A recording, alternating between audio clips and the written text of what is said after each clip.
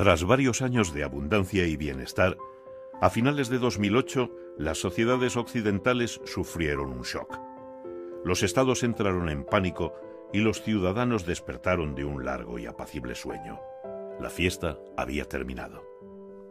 Entonces, los gobiernos usaron sus recursos prometiendo arreglar la situación. Sin embargo, después de haber gastado miles de millones y haber intervenido sin reparos en todos los sectores, los problemas no han hecho sino empeorar. Desde los medios de comunicación, las aulas universitarias, los más diversos foros políticos y, por supuesto, la gente de a pie, han alegado como originarias de la gran recesión las más diversas causas: la avaricia, la falta de regulación, el simple devenir de ciclos recurrentes en la economía, todas ellas con una tesis común: la culpa recae sobre el capitalismo. El mercado, otorgando una excesiva libertad a los ciudadanos, nos ha llevado a esto. ¿Qué parte de verdad encierra esta afirmación?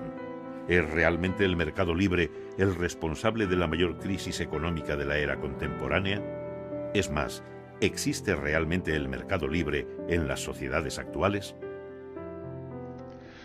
No vivimos en sociedades de mercado, vivimos en unas sociedades que son híbridos de libertad y de coacción. Todas las sociedades son así. Echarle la culpa de la crisis al mercado es ignorar la realidad. Esta es la realidad. La sociedad y la economía están muy intervenidas, particularmente en los sectores que entran en crisis, como fue la construcción y, por supuesto, el dinero.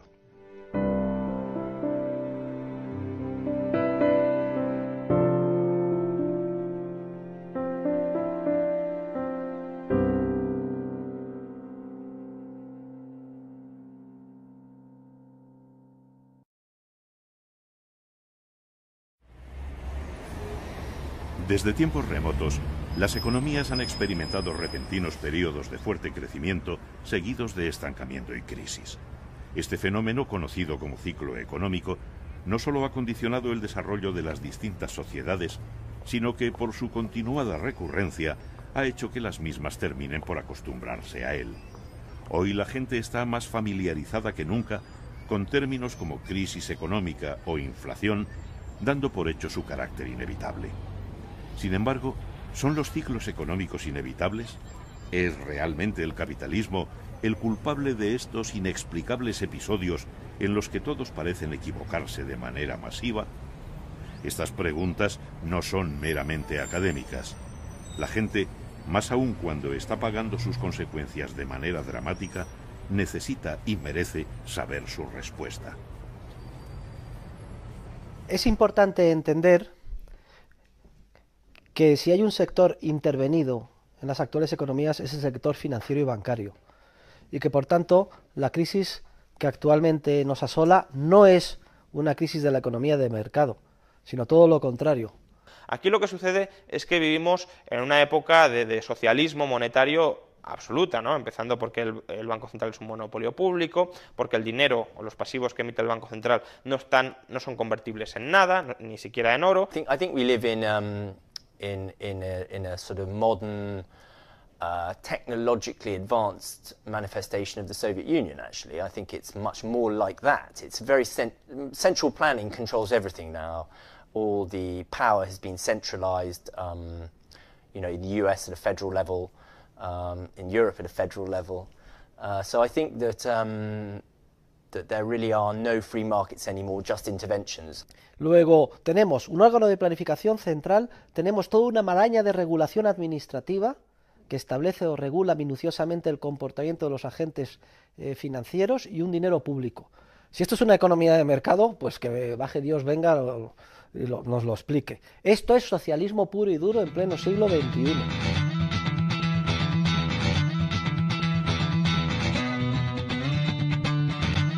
Si el mercado libre no existe, es evidente que no puede ser culpable de los continuos ciclos de auge y recesión y en consecuencia de las crisis económicas. La mirada entonces tendremos que posarla en la tesis contraria, es decir, las crisis económicas son consecuencia de la intervención de los gobiernos en la economía. Este singular argumento es precisamente el defendido por la llamada Escuela Austríaca de Economía y, pese a los intentos de la mayoría de la clase académica, ha sido contrastado repetidamente por la realidad hasta convertirla en la teoría económica en alza. Los dos elementos clave para explicar las crisis económicas son el dinero y los bancos. Pese a los exitosos intentos por pervertir ambos conceptos, es importante saber lo que realmente son o deberían ser. Bueno, el dinero se puede definir como todo medio de intercambio que es común y generalmente aceptado. Y su papel en la sociedad es clave, porque es lo que permite hacer frente a la incertidumbre ineradicable respecto de lo que va a acontecer en el ámbito económico el día de mañana, en el futuro. Sin el dinero solo había trueque y eso reduciría muchísimo las cantidades de intercambio. Volveríamos a un nivel de subsistencia, cada uno producía la mayoría de las cosas para él solo, porque existe el problema de la doble coincidencia de necesidades, que yo tengo que buscar a alguien que tiene lo que yo quiero y a su vez esta persona tiene que querer lo que yo le puedo ofrecer. Entonces sin dinero es muy difícil. No es exagerado decir que el dinero es la institución fundamental para el desarrollo de cualquier sociedad. Y para que surgiera no hizo falta ningún mandato coactivo por parte del poder político. Igual que otras importantes instituciones, como el lenguaje o la familia, el dinero surgió de un modo espontáneo al darse cuenta los individuos de que el trueque les suponía un enorme impedimento a la hora de realizar intercambios comerciales y de la consecuente necesidad de un medio indirecto que hoy conocemos como dinero. Tras una larga evolución, el medio elegido espontáneamente por los ciudadanos terminó siendo el oro, manteniéndose hasta entrado el siglo XX, cuando el poder político terminó aboliéndolo definitivamente a fin de sustituirlo por los actuales billetes de papel, un paso indispensable para consolidar el fraude en el que estamos inmersos. Los bancos son, o deberían ser, intermediarios de crédito para los ahorros de la gente. Reciben por un lado ahorros de muchas personas, a lo mejor cantidades pequeñas, y luego lo pueden prestar a empresas grandes cantidades o hipotecas, y así diversifican el riesgo y son intermediarios de ahorro y inversión. Los bancos son empresas cuya función, entre otras, consiste en servir de intermediarios entre los ahorradores y los inversores. A cambio de un tipo de interés, determinados ahorradores interesados en algo más que depositar simplemente su dinero, permitirían al banco que prestase sus ahorros a los inversores que éste considerase oportunos. Esta función de intermediación es clave en el éxito de cualquier economía, permitiendo canalizar grandes cantidades de ahorro hacia inversiones productivas.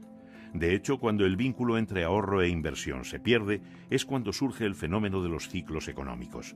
Ahora bien, si el banco solo puede prestar aquello que otros han ahorrado antes, ¿cómo es posible que este vínculo se rompa? Lo que pasa es que pronto los depositarios, es decir, los banqueros, se vieron tentados para incumplir digamos, las obligaciones tradicionales que los principios generales del derecho exigen en el caso del depósito. Y viendo que ese dinero estaba ahí ocioso, dijeron, ¿por qué no nos apropiamos de él si no hacemos ningún daño a nadie y lo utilizamos en nuestros negocios particulares? Sobre todo teniendo en cuenta que muy de vez en cuando el propietario original va a venir a demandar que se le devuelva el dinero que depositó.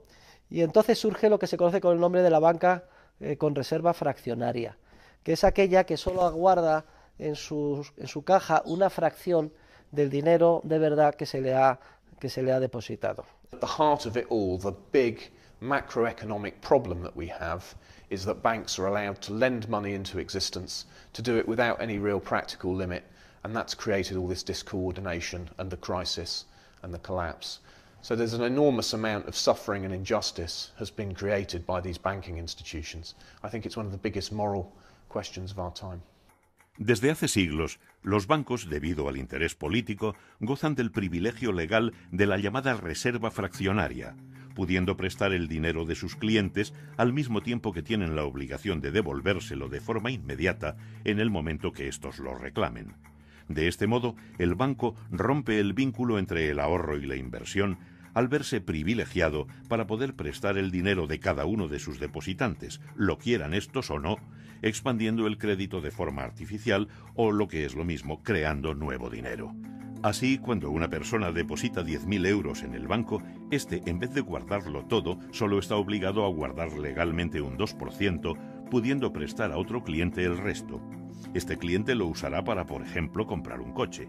De este modo, el vendedor del coche ingresará este dinero en otro banco, que a su vez solo guardará el 2% y volverá a prestar el 98% restante en un proceso que podría repetirse hasta 50 veces. En nuestro caso, con una base de dinero efectivo de 10.000 euros iniciales, se llegaría a obtener una oferta de 500.000 euros, siendo este dinero de nueva creación la semilla que alimenta la crisis. The Cobden Centre survey, we commissioned a reputable polling company to survey 2,000 people, and I believe it might even be as high as 74% think that the money that they deposit in a bank is theirs, when of course the legal relationship is you deposit the money, you lend the money. That's another word for saying you lend the money to the bank, and the bank physically then owes you a debt obligation back. Pese a que no podamos establecer un punto claro en la historia a partir del cual comenzó a forjarse el fraude, es verdad que se encuentra un buen antecedente cuando en el año 1844, en Inglaterra, hartos de los continuos ciclos económicos de burbujas y recesiones, exigieron con la llamada ley de Peel un coeficiente de caja del 100% en dinero de verdad, que entonces era oro, en relación con la emisión de papel moneda. El problema es que los legisladores olvidaron incluir también la prohibición de emisión sin respaldo a los depósitos a la vista, de modo que los bancos, sin necesidad de emitir papel moneda, podían seguir creando nuevo dinero mediante simples apuntes contables en sus libros. Claro, esto hizo que los ciclos continuaran, las burbujas continuaran. Las burbujas, resultado de la creación de préstamos sin respaldo de ahorro real, que terminaban en última instancia en una crisis financiera cuando la gente se daba cuenta de que todo era artificial, ¿no? Entonces, se pone de manifiesto que cada un número regular de años los banqueros privados, cuando vienen las crisis financieras, son insolventes porque no tienen el dinero en efectivo, en oro, necesario para devolver todos los depósitos que han creado. Y entonces, ineludiblemente, es necesario crear un prestamista de última instancia que les salve de los apuros cada vez que vienen mal dadas. Entonces no hay más remedio que eliminar el oro como, digamos, patrón monetario y sustituirlo por un sistema monetario puramente papel, es decir, lo que se conoce con el nombre de las leyes de curso legal o forzoso. El Banco Central es una especie de negocio o de relación entre el poder político y una parte del sistema financiero. Originalmente los bancos centrales eran privados. Entablaron una relación con el gobierno de tal manera que el gobierno les decía: te otorgo el monopolio de la emisión de moneda, que es un negocio extraordinario, y a cambio tú me financias.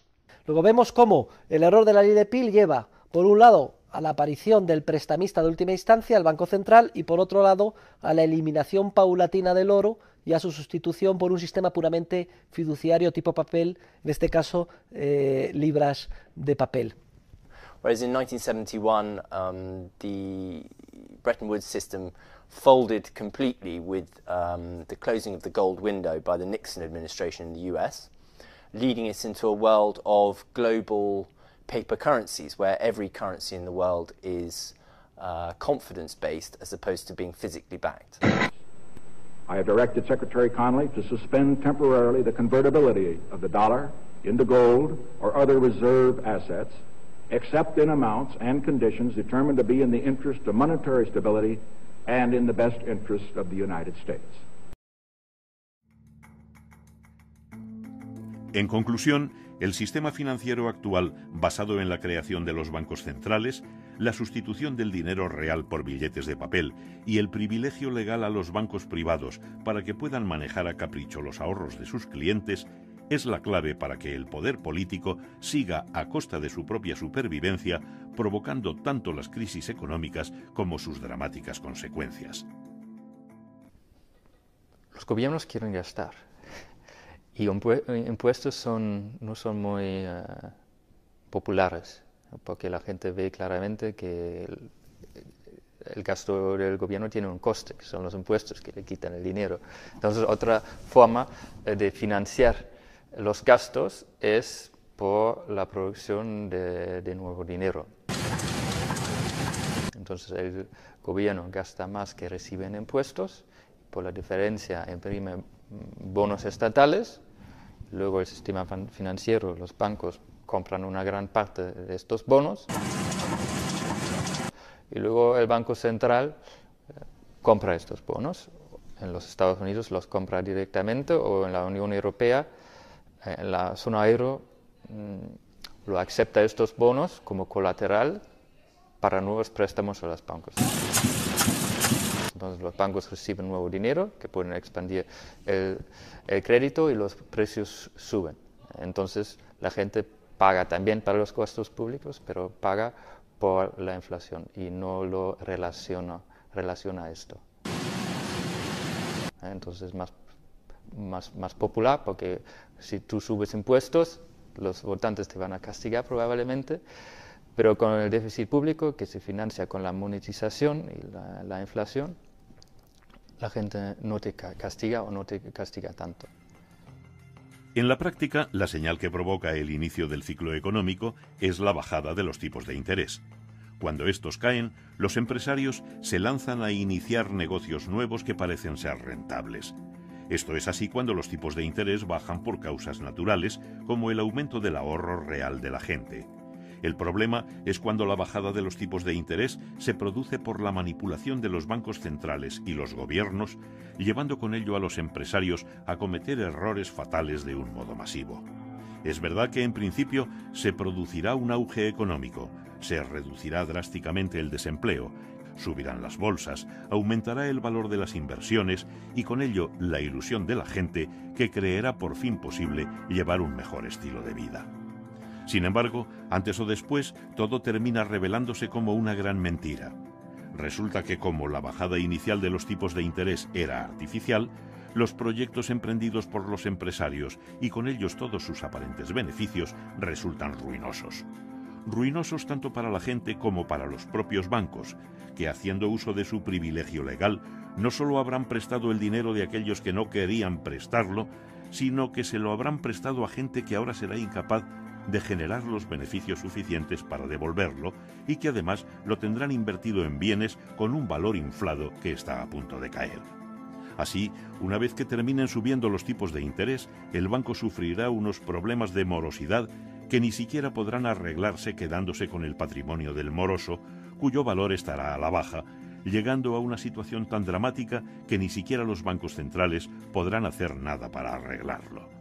La única salida será entonces la recesión económica, proceso en el que tendrán que purgarse todos y cada uno de los errores provocados por la penosa e interesada relación entre los propios bancos centrales y los gobiernos. ¿Y quién paga todo esto? Pues los usuarios de la moneda. En este sentido, es un gran fraude. La clave del sistema es que se trata de una especie de fraude legal.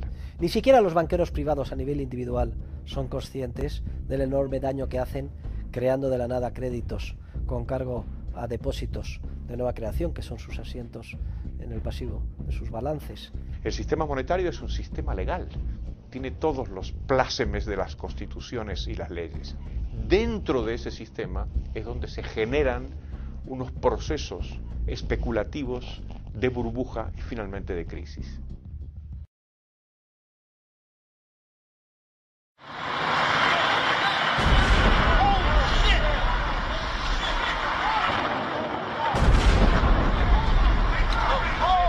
Es muy difícil ponerle una fecha a la crisis, pero si estamos de acuerdo de que la crisis tiene que haber venido del periodo de expansión anterior, probablemente podemos encontrar la raíz de la crisis en torno a la caída de las Torres Gemelas, digamos, para buscarle una fecha. Para encontrar los orígenes de la Gran Recesión, debemos remontarnos a finales de los 90, cuando nos hallábamos inmersos en la llamada burbuja de las .com, provocada por las mismas causas que la actual. La bolsa de Estados Unidos llegó a su nivel más alto de la historia y las empresas tecnológicas prometían unos beneficios sin precedentes. Pero todo era una ilusión. Alan Greenspan, entonces presidente de la Reserva Federal, decidió acabar con aquella burbuja antes de que sus consecuencias fueran irreparables, y lo hizo de la misma manera con que antes la había provocado, manipulando los tipos de interés. Sin embargo, sus planes se vieron súbitamente alterados por los ataques terroristas del 11 de septiembre.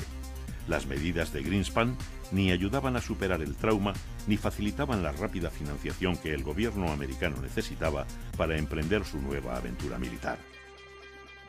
To exist, you need an ideology. The question is whether it is accurate or not. And what I'm saying to you is, yes, I found a flaw. I don't know how significant or permanent it is, but I've been very distressed by that fact. Debido o no a este profundo error intelectual, los tipos de interés volvieron a ser manipulados tanto por la propia Reserva Federal como por el Banco Central Europeo, inundando el mercado con nuevo dinero. Si los bancos este dinero de nueva creación en forma de depósitos, que crean de la nada entregando una chequera, lo gastaran en bienes y servicios de consumo, hombre, esto distorsionaría, pero sería relativamente inocuo, solo afectaría o impactaría en el precio de esos bienes y servicios de consumo. El problema gravísimo es que el dinero de nueva creación lo prestan, lo que leemos tantas veces en la prensa, de que hace falta que se abra el grifo del crédito. Yo cada vez que oigo eso me pongo nerviosísimo. Lo prestan, como si el ahorro de la sociedad real hubiera aumentado, cuando de hecho tal cosa no tiene por qué haber sucedido. Entonces, si lo prestan, lo que están haciendo es poniendo a disposición de los empresarios capacidad de pago y enviándoles el mensaje o la señal de que deben de emprender procesos de inversión que deben de madurar en un futuro más lejano. Por ejemplo, el 1 millón de viviendas que se han construido en nuestro país en la época de la burbuja, etcétera. Lo que hace bajar los tipos de interés y mantenerlos bajos durante mucho tiempo es atraer capital a las partes de la economía que tienen peor rendimiento, porque el retorno exigido se hace mayor simplemente por la parte de los intereses. Entonces, el sector inmobiliario es muy atractivo. Ya habíamos previamente explotado casi todas las burbujas en todos los sectores. En los años 80 tuvimos la burbuja en los bonos basura, en los junk bonds. En la década de los 90 la burbuja de las .com, con una mini burbuja inmobiliaria a principios de los 90 y posteriormente pues una burbuja en el sector inmobiliario. Creo que era The Onion que decía que la economía estadounidense busca una nueva burbuja para salir de la recesión de la burbuja anterior, ¿no? Pues algo así.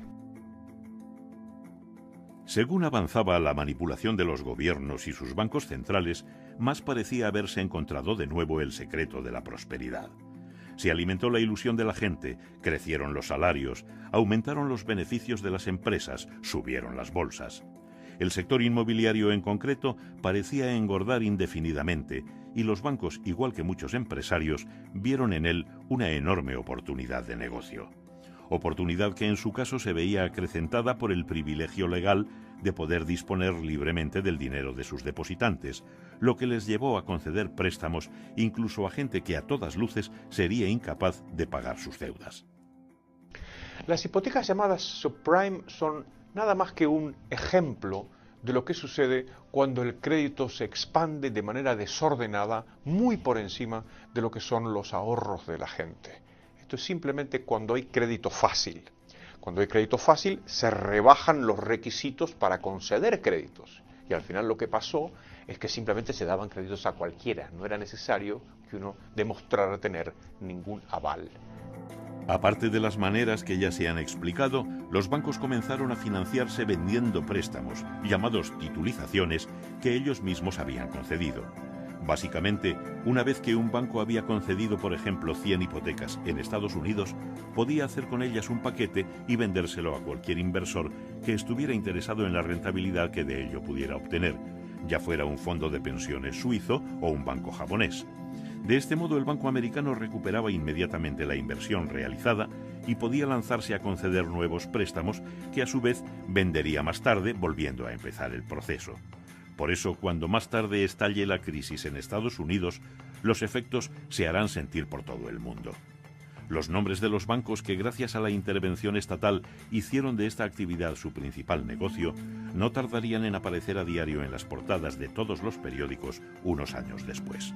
Pensaban que la burbuja iba a continuar. Entonces, casi daba igual si la gente no puede pagar su hipoteca, aunque el riesgo estaba muy alto, que no iban a pagar, porque al final el banco entonces recibe la casa. Y como la casa sigue creciendo en valor, pues se quedan con la casa y luego la vendan con un beneficio, ¿no? Es decir, pensaban que la burbuja iba a continuar. No solo las ilusorias perspectivas económicas alentaban a los bancos a unas prácticas que terminarían descubriéndose como suicidas. Por si fueran pocos sus privilegios legales, los gobiernos dedicaron sus energías a que sus actividades no decayeran. Un ejemplo muy claro fue la labor llevada a cabo por las compañías hipotecarias Freddie Mac y Fannie Mae, que básicamente dedicaron sus esfuerzos a la lucrativa tarea de adquirir las titulizaciones de hipotecas que ya habían vendido antes los bancos, reempaquetarlas y volverlas a vender, sabiendo que contaban con el respaldo implícito del gobierno americano, de modo que si quebraban, sabían que el gobierno se haría cargo de su deuda, como finalmente pasó.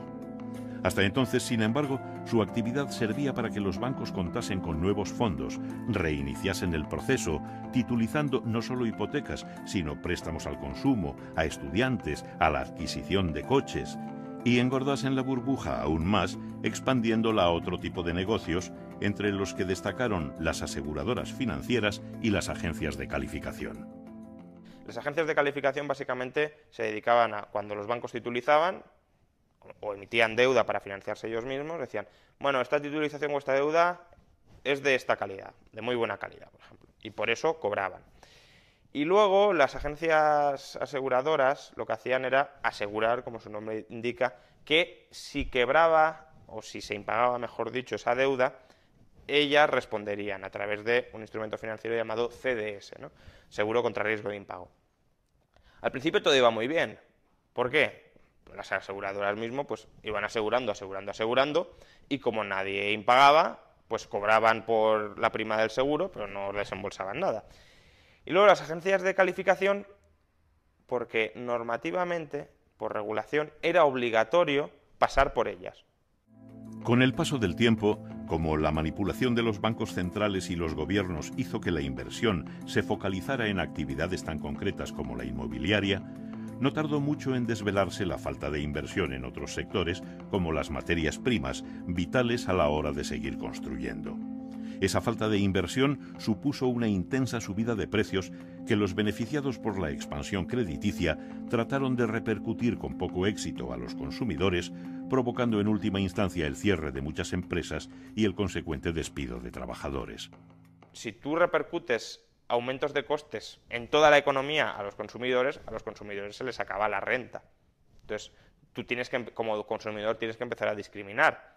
Me han subido un 20% la gasolina y me han subido la comida un 30%. Tú tienes que elegir, ¿viajo menos o como otro tipo de productos más baratos? Y al elegir, pues estás quitándoles demanda a unos y dándosela, o manteniéndosela, mejor dicho, a otros. Ante esta situación, Greenspan comenzó a elevar tímidamente los tipos de interés que él mismo se había encargado de bajar hasta entonces, con las consecuencias que ya sabemos. Pero el mal ya estaba hecho. Los sectores más inflados por el auge artificial de los años precedentes comenzaron su contracción, siendo incapaces de hacer frente a la subida de precios de las materias primas. Las empresas comenzaron a quebrar, especialmente durante 2007, dejando a la gente en el paro y con enormes deudas a las que hacer frente. Los impagos de la subprime se dispararon, lo que rápidamente arrastró a aquellos inversores de todo el mundo que habían adquirido esas hipotecas. La enorme manipulación por parte de los gobiernos y los bancos centrales quedaba ahora en evidencia, y con ella el inmenso volumen de errores de inversión que había provocado. Conforme las titulizaciones y demás deudas resultaban impagadas y degradadas de calificación, los inversores sentían cada vez más ansias por desprenderse de ellas. Cuando en verano de 2007 se produjeron los primeros avisos serios de que algo grave pasaba, los bancos centrales, presos del pánico, se embarcaron en una suicida huida hacia adelante, inyectando a los bancos aún más dinero a fin de generar confianza. La Reserva Federal, ya con Bernanke a la cabeza, va aún más lejos, reduciendo en apenas 8 meses los tipos de interés del 5,25 al 2%, tratando de arreglar el problema del mismo modo con que antes se había creado. Como era de esperar, la situación se agravó al acentuarse la inflación, especialmente en el mercado de las divisas y sobre todo en el de las materias primas. La conjunción del paro, la merma del poder adquisitivo, las regulaciones estatales y sobre todo la continuación de un ajuste de la estructura productiva que aún no había finalizado, provocaron que los impagos a los bancos continuaran creciendo hasta que a mediados de 2008 se produjo la primera quiebra sonada del sistema bancario estadounidense.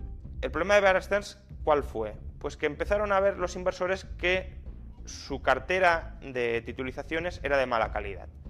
Tenía un impago, una ratio de impago muy grande. Entonces, claro, tú como inversor te planteabas, ¿debo refinanciar a Bear Stearns si sus inversiones tienen un agujero muy grande, si hay un riesgo de impago muy grande? Porque en cualquier momento, si yo le refinancio, me puede dejar de pagar a mí porque no se va a cobrar de las hipotecas. Bear Stearns fue el mini shock, porque Bear Stearns por lo menos se generó con de una manera abierta en el mercado. El gobierno apoyó ligeramente a Bear Stearns, pero JP Morgan compró los activos. Fue una quiebra ordenada. El problema fue Lehman. Pronto corrieron rumores acerca de la solvencia de Freddie y Fannie, por lo que el gobierno americano anunció que en caso de ser necesario las rescataría. Pese a la aparente calma que estas declaraciones supusieron, la primera semana de septiembre de 2008 se hizo evidente la quiebra de ambas, optando el gobierno por invertir $200.000 millones en ellas. De nada sirvió. Solo una semana después, además de anunciarse que Merrill Lynch se vendía a precio de saldo, se produjo la mayor quiebra de la historia. Todos los bancos tenían deuda o titulizaciones garantizadas por Freddie Mac y Fannie Mae. Entonces, si los bancos de inversión habían invertido en esto y estos activos ya empezaban a ser de mala calidad porque estaban rescatadas, ¿qué pasaba con esos bancos? Y ahí, pues, a Lehman Brothers le pasó algo muy parecido a Bear Stearns en marzo. El problema para mí empezó realmente con Lehman, que fue cuando se empezó a constatar de manera evidente que los estados decidían quién se rescata, quién sobrevive y quién no. Era un banco too big to fail, ¿no? Era un banco que no se podía permitir que quebrara. Y ahí se permitió que quebrara. Y al quebrar, pues digamos que todo el castillo de naipes de expectativas sobre el que se había construido el sistema financiero mundial, que los bancos nunca iban a quebrar, pues se vino abajo. Se introduce tal nivel de incertidumbre en el mercado sobre los activos que estos bancos tienen, que estos bancos, ellos mismos, dejan de prestarse entre ellos. Luego también la agencia aseguradora AIG, como se empezaron a multiplicar los impagos y tenía tantos seguros contra impagos, pues también empezó a recibir un montón de reclamaciones de reponme el capital y no podía hacer frente a ello, con lo cual fue otra que tuvo que ser rescatada porque si no habría quebrado y se consideraba inaceptable que quebrara. Al final, ¿qué sucedió? Bueno, pues la Reserva Federal sostuvo el crédito a corto plazo. Solo prestaba a corto plazo la Reserva Federal, no como luego, que se ha puesto a comprar activos a 30 años, que eso es una barbaridad. Y bueno, aguantó el sistema. Y luego, el gobierno de Estados Unidos, por otro lado, lo que hizo fue recapitalizar los bancos con dinero público, que no es ni mucho menos la opción preferible, pero tampoco fue pues un disparate absoluto porque en Estados Unidos afortunadamente el activo de los bancos tenía partes muy malas, pero también tenía partes relativamente aceptables, con lo cual a los pocos meses del rescate pudieron devolver todo el dinero. Ya digo, no fue la mejor opción, habría habido otras opciones mejores, pero no fue el disparate como se pudo hacer en otros países como Islandia, que quiso rescatar todo su sistema bancario sin tener ninguna posibilidad real para ello.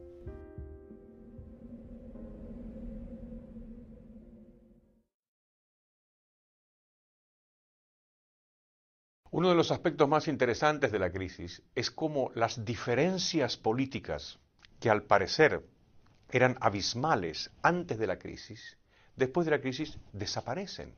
Y todos los gobiernos del mundo han salido a expandir la oferta monetaria con rescates bancarios, a subir los impuestos, a subir el gasto público, todos. Las políticas gubernamentales contra la crisis tuvieron dos fases claramente diferenciadas. La primera, que se correspondería con el cuarto trimestre de 2008, fue el rescate o estabilización del sector financiero. Probablemente dentro de la retórica de la crisis, de las expresiones más desafortunadas, es la expresión rescate. ¿Por qué? Y porque carece de connotaciones peyorativas. ¿Quién va a estar en contra de un rescate? Parece que un rescate necesariamente es bueno. Y ahí esto es un grave error, puesto que hay bancos, entidades que no deberían haber sido rescatadas. La manera correcta de haber hecho esto, y que no habría costado ni un solo euro y además, o dólares, y además se habrían asignado exactamente las pérdidas a los responsables de ello. Bueno, lo primero, los bancos que sean insolventes, los accionistas lo pierden todo. Es de sentido común. Una empresa que está quebrada es una empresa que pierde, cuyos accionistas lo pierden todo, por definición. Luego, como tenemos un exceso de deuda sobre el activo, de pasivo sobre activo, que así se define la quiebra, sería cuestión de convertir una parte de esos pasivos en fondos propios. Esta operación se conoce como capitalización de deuda y también es bastante recurrente en el sector privado empresarial distinto del financiero.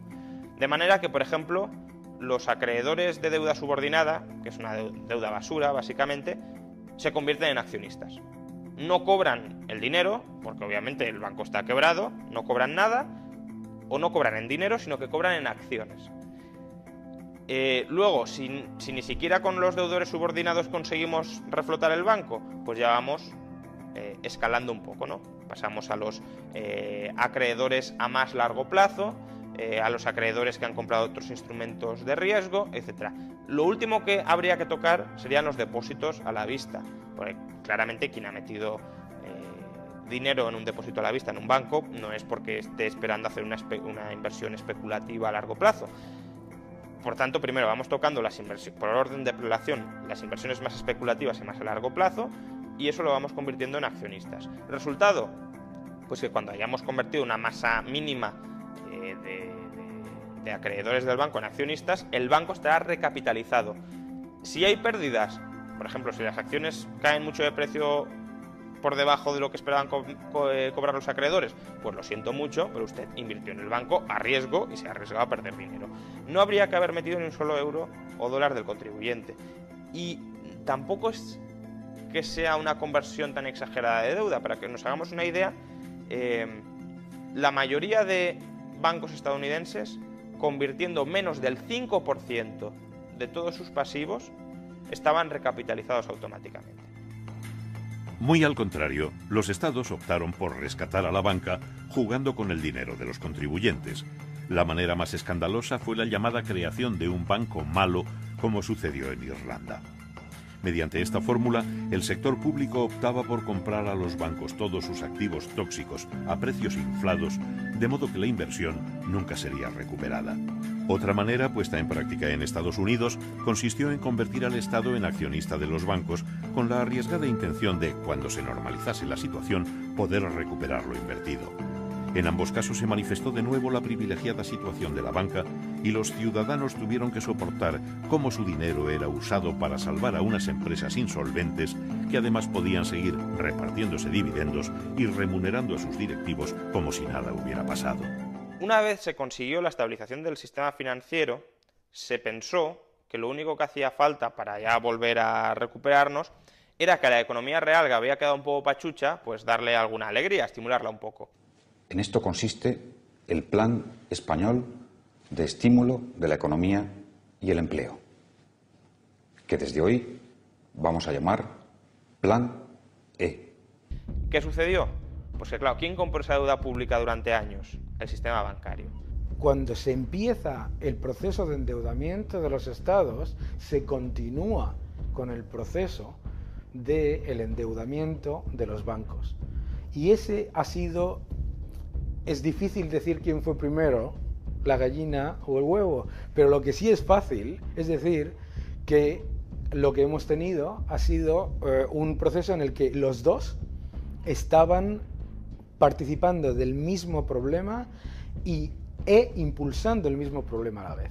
La estabilización y el rescate del sistema financiero, que como digo tenía su parte de lógica, que habían acometido a finales de 2008, se truncó en 2010 y sobre todo en 2011. ¿Por qué? Porque contaminaron todo el balance de los bancos y lo contaminaron con activos tóxicos, esta vez no hipotecarios, sino de deuda pública. Si suponemos que no se podrían haber corregido las cosas antes, o sea, si damos por supuesto que la historia anterior es inevitable y nos encontramos con el estallido de la crisis, ahí había que abordar diferentes soluciones. Una es la apertura de los mercados. Es importante que cuando la economía cae, cuando se restringe la actividad económica, la economía sea muy flexible para que los agentes puedan cambiar rápidamente de actividad. Cuando perciben que un sector está muy inflado, como por ejemplo sucedió con la construcción o con la banca, puedan rápidamente cambiarse de sitio. Para eso hay que cambiar la legislación laboral, hay que abrir los mercados de todo tipo. Eso es un campo. El otro campo es el campo de la hacienda. Y ahí lo que habría que haber hecho es bajar el gasto público, bajar los impuestos y bajar la deuda pública. Los gobiernos hicieron estas tres cosas al revés. Subieron los impuestos, subieron el gasto y subieron la deuda pública. Y el tercer campo es el campo bancario, claro. Intentar reformar el sistema ajustándolo de tal manera que esa capacidad natural dentro de este sistema que tiene para crear burbujas se vea un poquito mitigada en el futuro.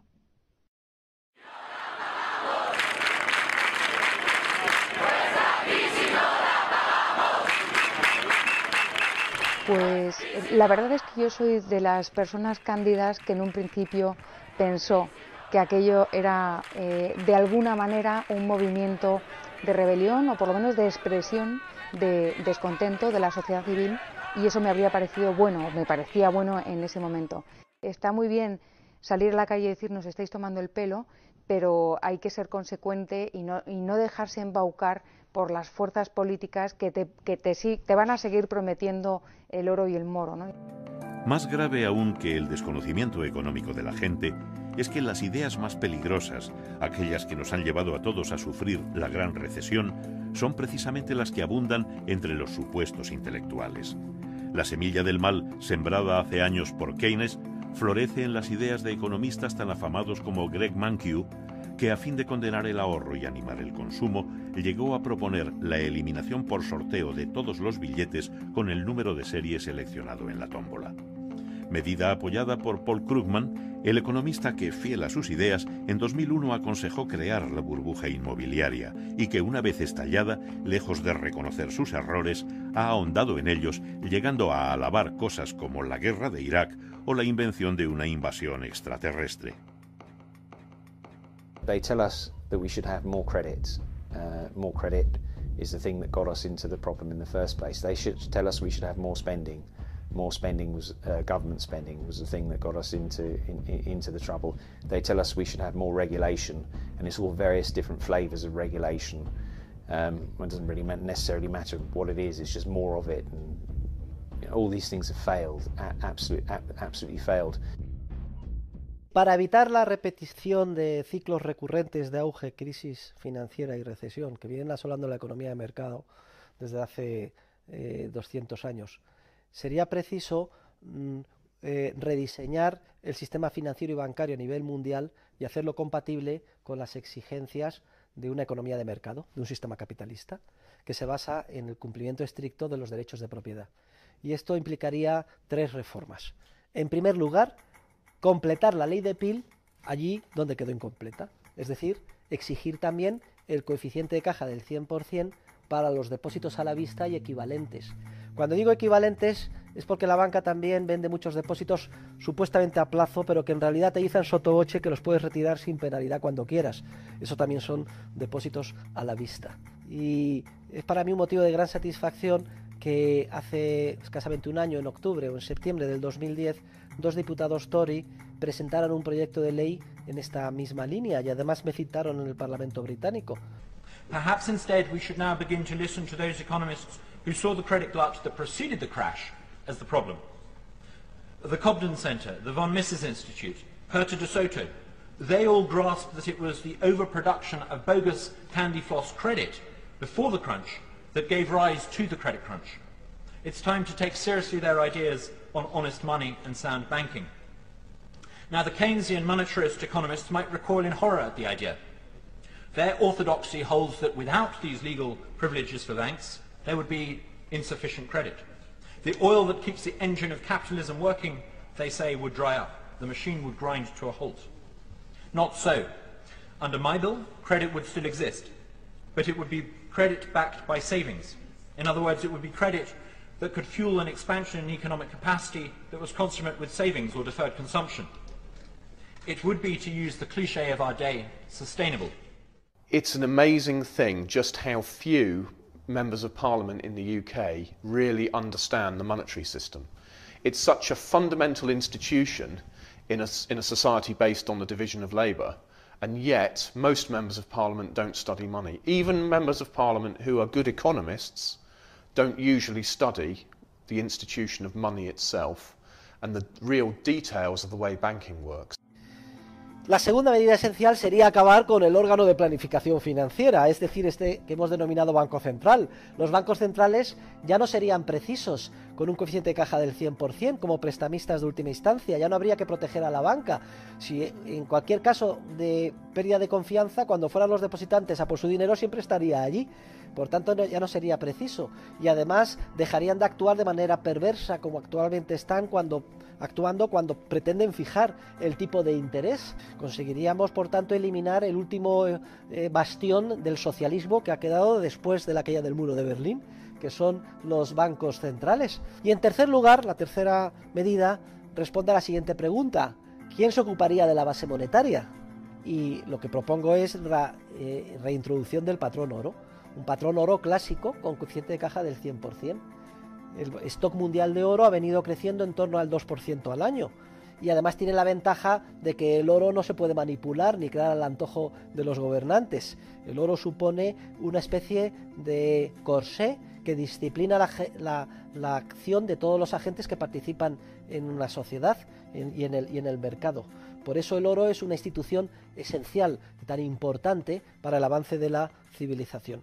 I think the average worker would be very much supported by a gold standard or rather by a disciplined monetary system, because the purchasing power of his money will not be diluted on an annual basis. In other words, he will be able to buy the same amount of goods and services and potentially even slightly more goods and services on an annual basis.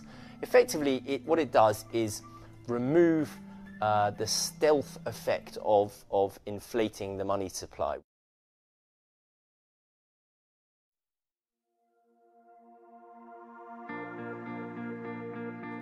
No hace tantas generaciones, los hombres y mujeres de bien arriesgaron sus vidas por recuperar la libertad que les había sido arrebatada. Muchos murieron en el intento. La historia de la humanidad no es sino la larga lucha de los hombres contra la opresión. Hoy el riesgo es menor, infinitamente menor, pero lo que está en juego es exactamente lo mismo. Hemos visto cómo los individuos han enfrentado multitud de crisis a lo largo de la historia, y de todas ellas han salido con un poder político más fortalecido. ¿Hasta cuándo seguiremos cometiendo el mismo error? Tenemos la obligación moral de conquistar para siempre la libertad. Es nuestro momento. Y separar completamente el poder político de las finanzas es el paso fundamental para conseguirlo. Solo así alcanzaremos la verdadera libertad y con ella la paz y la prosperidad. De nosotros depende.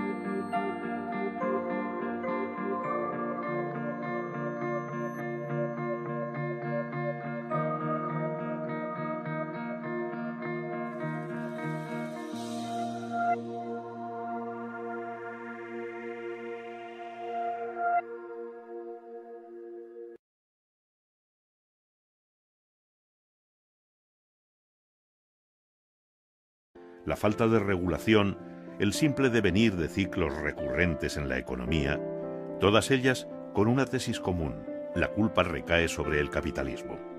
El mercado, otorgando una excesiva libertad a los ciudadanos, nos ha llevado a esto. ¿Qué parte de verdad encierra esta afirmación? ¿Es realmente el mercado libre el responsable de la mayor crisis económica de la era contemporánea? Es más, ¿existe realmente el mercado libre en las sociedades actuales? No vivimos en sociedades de mercado, vivimos en unas sociedades que son híbridos de libertad y de coacción. Todas las sociedades son así. Echarle la culpa de la crisis al mercado es ignorar la realidad. Esta es la realidad. La sociedad y la economía están muy intervenidas, particularmente en los sectores que entran en crisis, como fue la construcción y, por supuesto, el dinero.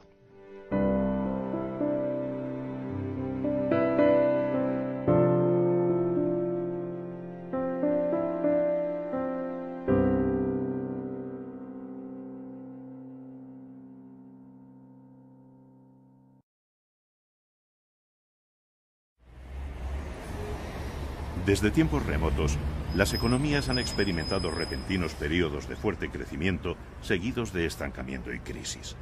Este fenómeno, conocido como ciclo económico, no solo ha condicionado el desarrollo de las distintas sociedades, sino que por su continuada recurrencia ha hecho que las mismas terminen por acostumbrarse a él. Hoy la gente está más familiarizada que nunca con términos como crisis económica o inflación, dando por hecho su carácter inevitable. Sin embargo, ¿son los ciclos económicos inevitables? ¿Es realmente el capitalismo el culpable de estos inexplicables episodios en los que todos parecen equivocarse de manera masiva? Estas preguntas no son meramente académicas. La gente, más aún cuando está pagando sus consecuencias de manera dramática, necesita y merece saber su respuesta. Es importante entender que si hay un sector intervenido en las actuales economías es el sector financiero y bancario, y que por tanto la crisis que actualmente nos asola no es una crisis de la economía de mercado, sino todo lo contrario. Aquí lo que sucede es que vivimos en una época de socialismo monetario absoluta, ¿no? Empezando porque el Banco Central es un monopolio público, porque el dinero o los pasivos que emite el Banco Central no son convertibles en nada, ni siquiera en oro. I think we live in a sort of modern, technologically advanced manifestation of the Soviet Union, actually. I think it's much more like that. It's very central planning controls everything now. All the power has been centralized, you know, in the US at a federal level, in Europe at a federal level. So I think that there really are no free markets anymore, just interventions. Luego tenemos un órgano de planificación central, tenemos toda una maraña de regulación administrativa que establece o regula minuciosamente el comportamiento de los agentes financieros y un dinero público. Si esto es una economía de mercado, pues que baje Dios, venga y nos lo explique. Esto es socialismo puro y duro en pleno siglo XXI.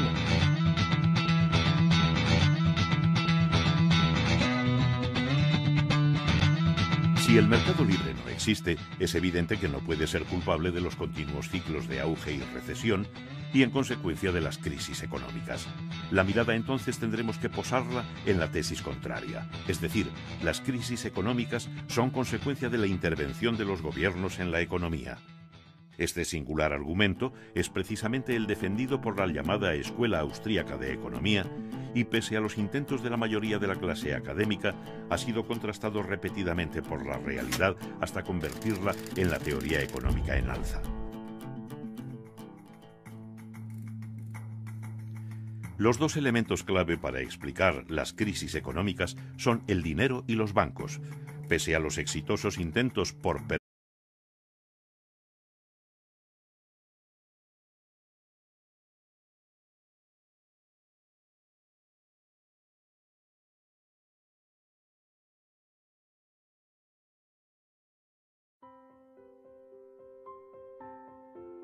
Tras varios años de abundancia y bienestar, a finales de 2008, las sociedades occidentales sufrieron un shock. Los estados entraron en pánico y los ciudadanos despertaron de un largo y apacible sueño. La fiesta había terminado. Entonces, los gobiernos usaron sus recursos prometiendo arreglar la situación. Sin embargo, después de haber gastado miles de millones y haber intervenido sin reparos en todos los sectores, los problemas no han hecho sino empeorar. Desde los medios de comunicación, las aulas universitarias, los más diversos foros políticos y, por supuesto, la gente de a pie, han alegado como originarias de la gran recesión las más diversas causas: la avaricia,